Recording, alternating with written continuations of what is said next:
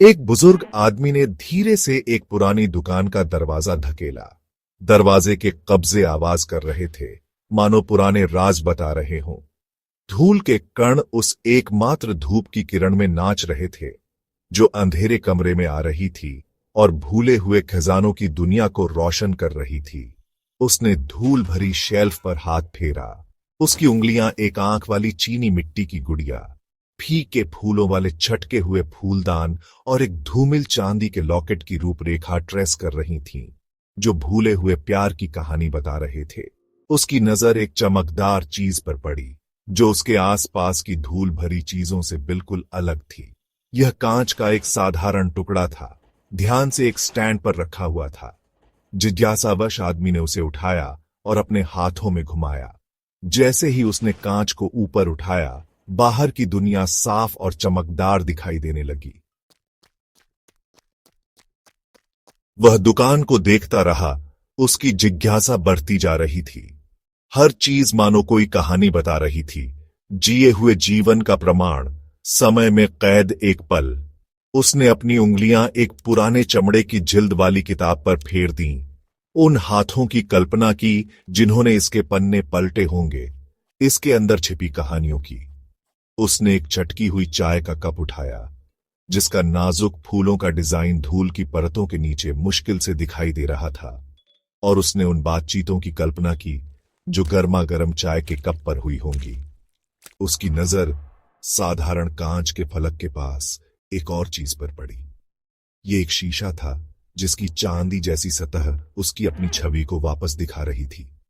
उसने समय के साथ ढलता हुआ एक चेहरा देखा, झुर्रियां जो हंसी और चिंता की कहानी बता रही थीं, और आंखें जिनमें जीवन भर की यादें थीं। शीशा कांच के विपरीत बाहर की दुनिया नहीं दिखाता था, यह उसे केवल खुद को दिखाता था, इसकी गहराई में परिलक्षित एक अकेला व्यक्ति। बुजुर्ग आदमी कांच और शीशे के बीच के अंतर के बारे में सोचते हुए बहुत देर तक वहां खड़ा रहा। कांच पारदर्शी और साफ उसे अपने परे देखने, बाहर की दुनिया से जुड़ने की अनुमति देता था। दूसरी ओर शीशा केवल उसकी अपनी छवि को ही वापस दर्शाता था। यह उसके अपने अस्तित्व, उसके अपने विचारों और भावनाओं की निरंतर याद दिलाता था। उसने सोचा कि यह साधारण अवलोकन जीवन पर कैसे लागू होता है। जब हम साफ कांच की तरह खुले और ग्रहणशील होते हैं, तो हम अपने आसपास की दुनिया को स्पष्टता और करुणा के साथ देख पाते हैं। हम दूसरों की जरूरतों को देखते हैं, उनके संघर्षों के साथ सहानुभूति रखते हैं और उनकी खुशी में खुशी पाते हैं। बुजुर्ग आदमी ने ध्यान से कांच के फलक को वापस उसके स्टैंड पर रख दिया। उसका दिमाग इन विचारों से घूम रहा था। उसने अपने जीवन के उन समयों के बारे में सोचा जब उसने स्वार्थ को अपनी सोच पर हावी होने दिया था, जब वह दूसरों की जरूरतों के प्रति अंधा था।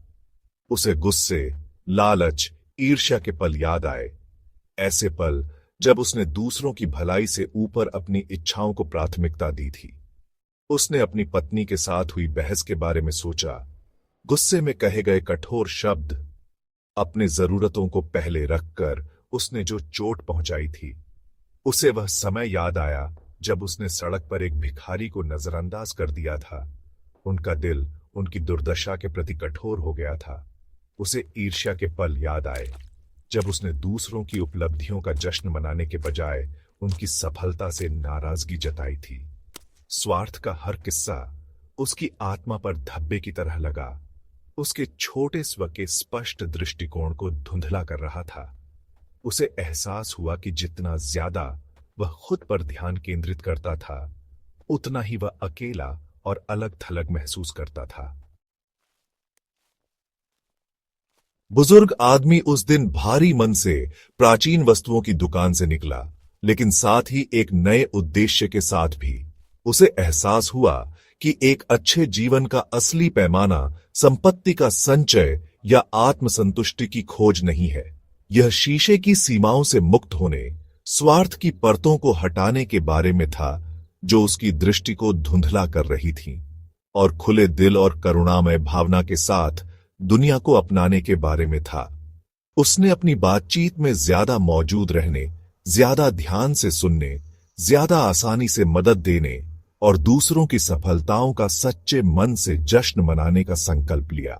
वह करुणा के साफ लेंस के माध्यम से दुनिया का अनुभव करना चाहता था, हर चेहरे में मानवता को देखना चाहता था जिसका वह सामना करता था। वह जानता था कि यह आसान नहीं होगा।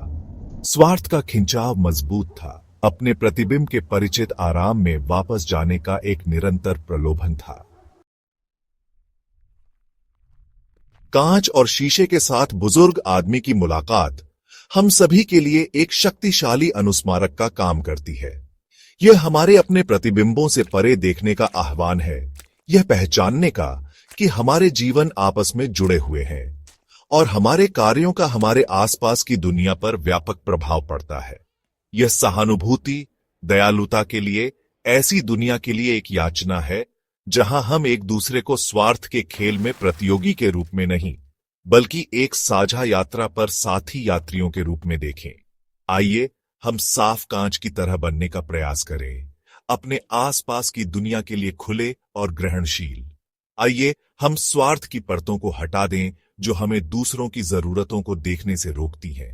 आइए हम करुणा को अपने मार्गदर्शक सिद्धांत के रूप में अपनाएं और आइए हम एक साथ मिलकर ऐसी दुनिया का निर्माण करें जहां हर कोई देखा, सुना और मूल्यवान महसूस करे।